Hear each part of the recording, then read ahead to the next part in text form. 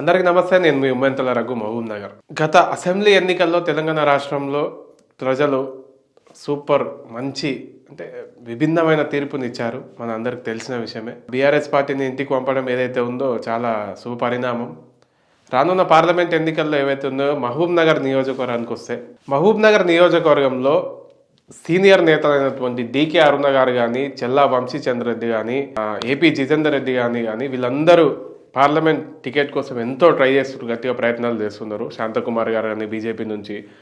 అయితే ఒక చిన్న విషయం ఏంటి అంటే, మహబూబ్ నగర్ నియోజకవర్గంలో బీసీ నాయకుడు ఎమ్మెల్యే కావాలని ఎన్నో రోజుల నుంచి, గత ఎప్పటి నుంచో 15 సంవత్సరాల నుంచి కోరుకున్నారు ప్రజలు.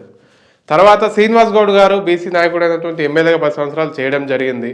కానీ అక్రమ సంపాదన, ఫామ్ హౌస్లు, భూములు దోచుకోవడము ఇలాంటివి ఎన్నో చేశారు. కాబట్టి ప్రజలు తీర్పునిచ్చి యన్నం శ్రీనివాసరెడ్డి గారిని గెలిపించడం జరిగింది. ఓకే, సంతోషం. పార్లమెంట్ ఎన్నికల కాడికి వస్తే ఏంటి అంటే, డికే అరుణ గారు ఎంపీగా పోటీ చేయడానికి ఎన్నో తీవ్ర ప్రయత్నాలు చేస్తున్నారు. ఎందుకు అనుకుంటే, బీజేపీ నుంచి సీనియర్ నేత అయినటువంటి ఏపీ జితేందర్ రెడ్డి గారి తనయుడికి మహబూబ్ నగర్ టికెట్ ఇప్పించారు. కాబట్టి ఈసారి అవకాశం అక్కడికి వెళ్ళే అవకాశం ఉంది బాగా. కాంగ్రెస్ పార్టీ నుంచి చెల్లా వంశీచంద్ర రెడ్డి గారు కల్వకుర్తి మాజీ ఎమ్మెల్యే, కల్వకుర్తిలో గెలిచి ఒకసారి ఓడిపోవడం జరిగింది. తర్వాత మొన్న పోటీ చేయకుండా కసిరెడ్డి నారాయణ రెడ్డి గారికి టికెట్ ఇప్పించడం జరిగింది. అయితే మహబూబ్ నగర్ పార్లమెంట్ కాడికి వస్తే ఏంటి అంటే, చెల్లా వంశీచంద్ర రెడ్డి కానీ, డికే అరుణ గారు కానీ మహబూబ్ నగర్ పార్లమెంట్కి ఏం చేశారు? వీళ్ళు ఎక్కడ కూడా పాఠశాలలకు సంబంధించి కానీ, కమిటీ వాళ్ళు కానీ ఏ అభివృద్ధి కూడా వీళ్ళు ఎక్కడ చేయలే. నిరుపేదలకు సేవ కూడా చేయలే. ఏంది అంటే, ఓకే షోప్ టాప్ ఇట్లా నమస్తలు పెట్టుకుంటా, అందరికీ బ్యానర్లు వేసుకుంటా, తిరుగుకుంటా వీళ్ళ పేరును ప్రచారం పెద్ద ఎత్తున చేసుకుంటున్నారు. చెల్లా వంశీచంద్ర రెడ్డి గారు మహబూబ్ నగర్ నియోజకవర్గంలో ఏం చేయలే. లాస్ట్ 1 month బిఫోర్ వచ్చి బ్యానర్లు వేసుకొని విస్తృత స్థాయి సమావేశాలు చేస్తున్నారు. కాంగ్రెస్ పార్టీలో గత 10 సంవత్సరాల నుంచి కష్టపడిన వ్యక్తులు ఎవరు కూడా చెల్లా వంశీచంద్ర రెడ్డికి సపోర్ట్ చేయట్లేదు. First of all. Second point, senior నాయకులు ఎవరైతే ఉన్నారో వాళ్ళందరినీ ఈయన పట్టించుకోకుండా ఎంపీ టికెట్ కోసం తీవ్ర ప్రయత్నాలు చేస్తున్నారు. ఇంకో విషయానికి వస్తుందంటే, ప్రజెంట్ ఉన్నటువంటి పార్లమెంట్ సభ్యులు ఎవరైతే ఉన్నారో మహబూబ్ నగర్, మన్నే శ్రీనివాస్ రెడ్డి గారు వాళ్ళ తమ్ముడు, వాళ్ళ బంధువు అయినటువంటి మన్నే జీవన్ రెడ్డి గారికి టికెట్ ఇప్పించుకునే ప్రయత్నంలో కాంగ్రెస్ పార్టీలో కూడా వాళ్ళు కూడా ఢిల్లీలో తీవ్ర ప్రయత్నాలు చేయడం జరుగుతుంది. ప్రజెంట్ అతను టీటీడీ తిరుమల తిరుపతి దేవస్థానం బోర్డు మెంబర్గా కూడా ఉన్నారు. కానీ చెల్లా వంశీచంద్ర రెడ్డి గారు జీవన్ రెడ్డికి టికెట్ ఇప్పించే యోచనలో ఉన్నారా, లేక ఈయన టికెట్ తీసుకొని వాళ్ళతో డబ్బులు ఏదైనా లావాదేవీలు చేస్తున్నారా అనేది మహబూబ్ నగర్ నియోజకవర్గంలో తీవ్ర పెద్ద ఎత్తున చర్చ జరుగుతుంది. వీళ్ళు ఎవరు కూడా మహబూబ్ నగర్ నియోజకవర్గానికి ఏం చేయలేరు.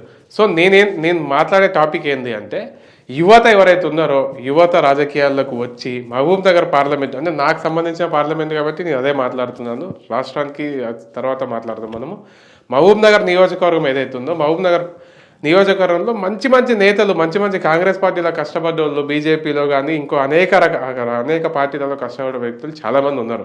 వాళ్ళందరూ కూడా ముందుకు వచ్చి పార్లమెంట్ ఎన్నికల్లో ఈ సీనియర్ నాయకులు ఎవరైతే ఉన్నారో, భూకబ్జా కోరులు, రెడ్డిలు ఇలాంటి కొన్ని ఉన్నారు కదా, ఇది చెల్లా వంశీచంద్ర రెడ్డి కానీ వీళ్ళందరినీ కూడా ఓడగొట్టే ప్రయత్నం చేస్తే బాగుంటుందని నేను కోరుకుంటున్నా యువతను. ఎందుకు అంటే, మాజీ పార్లమెంట్ సభ్యులు ఎవరైతే జితేందర్ రెడ్డి గారు ఉన్నారో వాళ్ళు ఎంతో కొంత వర్క్ చేశారు. ఓకే, ఇప్పుడు ప్రస్తుతం ఉన్న మన్నే శ్రీనివాస్ రెడ్డి గారు ఎక్కడ కూడా మహబూబ్ నగర్ పార్లమెంట్ నియోజకవర్గంలో, జడ్చర్ల నియోజకవర్గం కానీ, ఉమ్మడి ఉన్నటువంటి నారంపేట కానీ, మక్తల్ కానీ, దేవరకద్ర కానీ ఎక్కడ కూడా ఒక్క అభివృద్ధి తాను ఓపెన్ చేసినట్లు లేదు.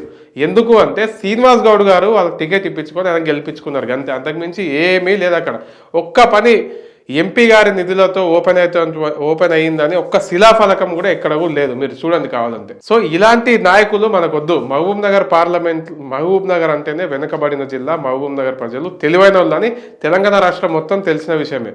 సో ఈసారి పార్లమెంట్ ఎన్నికల్లో దయచేసి మంచి నాయకుడిని ఎన్నుకోండి. డబ్బు, మందు ఇలాంటివి కాకుండా ఎవరైతే నిజంగా నీకు సేవ చేస్తారో, నీకు ఆపద ఉందంటే ఫోన్ ఎత్తుతారో, ఎవరైతే నీ ఫ్యామిలీకి సంబంధించి నీకు సంబంధించి పథకాలు ఎవరైతే చేస్తారనే నమ్మకం మీకుందో వాళ్ళని ఎన్నుకోండి.